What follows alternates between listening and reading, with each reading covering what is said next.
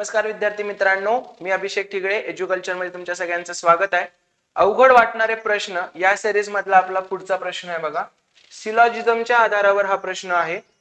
तर बघा कसा सॉल्व्ह करायचा. काय म्हणतोय, दिलेली विधाने व त्यापुढची अनुमाने अभ्यासा. दिलेल्या विधानांवर आधारित उचित अनुमानाची निवड करायची.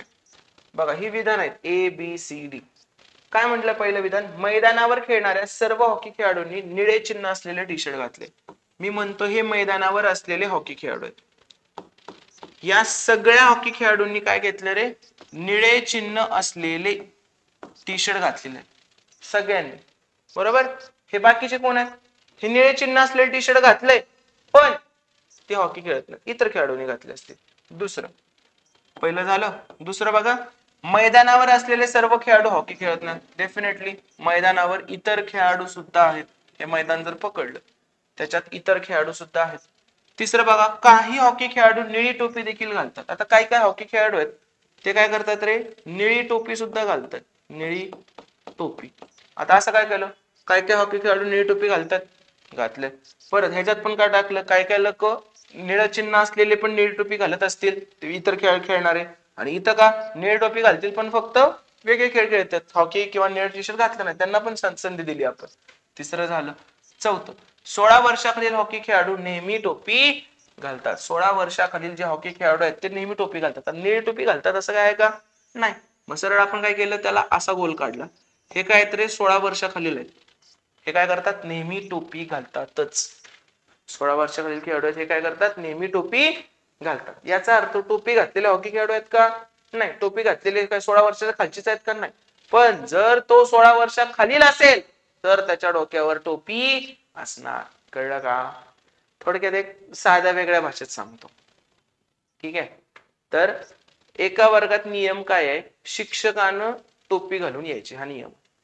जर मग काय पोरगा टोपी घालून आला तर तो काय शिक्षक बनणार आहे का, नाही. पण नियम काय, शिक्षकानं टोपी घालूनच यायची.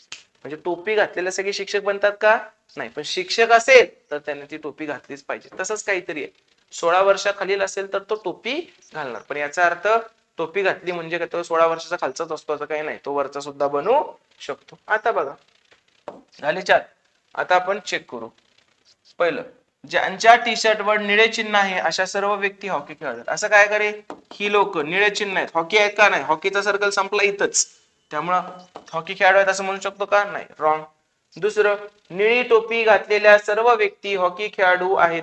निळी टोपी घातलेले सगळ्या व्यक्ती हॉकी खेळाडू आहेत का, नाही. बघ हे बघ हे बघ हे बघ, कुठं हॉकी खेळाडू आहेत, हॉकीचा सर्कल संपला इथेच, त्यामुळे हे पण रॉंग. तिसरं, टोपी घातलेल्या सर्व हॉकी खेळाडू 16 वर्षाखालील आहेत. आत्ताच सांगितलं तसं काही नाही. याला जर टोपी घालायची असेल तर तो टोपी घालेल, पण तो 16 वर्षाच्या खालच्यात मोडतो का, नाही. इव्हन ते राहू दे, बघ इथं पण टोपी घातलेले खेळाडू आहेत. 16 वर्षाच्या सर्कल मध्ये आहेत का ते 16च्या आतमधल्या, नाही. त्यामुळे हे सुद्धा काय येणार, चुकीचं. याचं उत्तर काय येणार आहे, वरीलपैकी एकही नाही. तर आता होतं काय, तुम्हाला वाटतं की हे प्रश्न येतच नाही, हा योगाचा प्रश्न आहे. तुम्ही सोपे सोपे प्रश्न सोडून खुश होत असाल तर जरासं बाहेर या त्या सर्कल मधून. तुम्हाला कंबाईन परीक्षेला 70च्या पुढे मार्क पाडायचे असतील तर अवघड प्रश्न सुद्धा तुम्हाला सॉल्व्ह करता आले पाहिजे. आणि ही 2 पुस्तकं मी त्यासाठीच काढलेत. एकही प्रश्न आपण गाळलेला नाहीये, अवघड असू दे, कसा असू दे, काही असू दे. 2009 ते 2024 पर्यंत जेवढे काय आयोगाचे पेपर झालेत त्या सगळ्या पेपर मधील सगळे प्रश्न या दोन्ही पुस्तकात आहेत. हे संपूर्ण अंकगणित आहे, टॉपिक वाईज PYQ, हे संपूर्ण बुद्धिमत्ता आहे.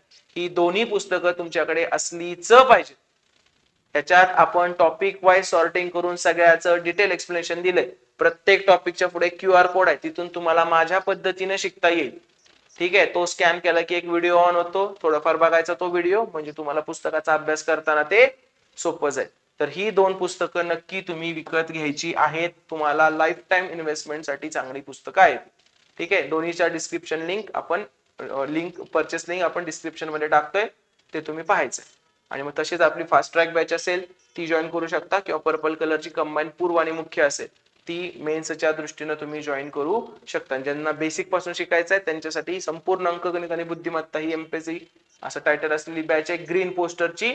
त्याच्यात आपण हाताला धरून शिकवल्यासारखं शिकवलंय, ती सुद्धा ज्यांना जसं पाहिजे असेल त्या पद्धतीने जॉईन करू शकता. त्याचं डिटेल याच्या पुढे मिळेल तुम्हाला. धन्यवाद. अशाच पद्धतीने शिकायचं असेल आणि तुमचं बऱ्यापैकी बेसिक चांगलं असेल, तुम्हाला कॅल्क्युलेशन येत असतील, बरोबर चिन्हाच्या इकडे तिकडे गेल्यावर अधिकचं वजा होतं, वजाचं अधिक होतं हे कळत असेल, तर तुम्ही माझा हा कंबाईन पूर्व आणि मुख्य कन्सेप्ट प्लस पीवायक्यू हा कोर्स जॉईन करू शकता. याच्यामध्ये आपण कन्सेप्ट शिकवल्यानंतर 3500 प्लस पीवायक्यू प्रश्नांचा समावेश केला.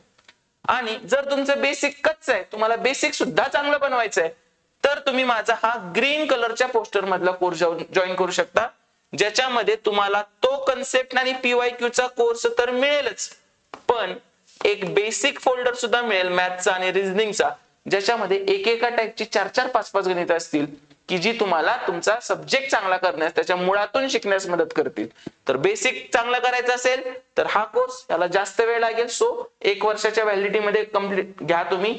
आणि हा कोर्स जर तुम्हाला हवा असेल तर 3 महिने किंवा 6 महिन्याच्या व्हॅलिडिटी मध्ये घेतला तरी चालेल.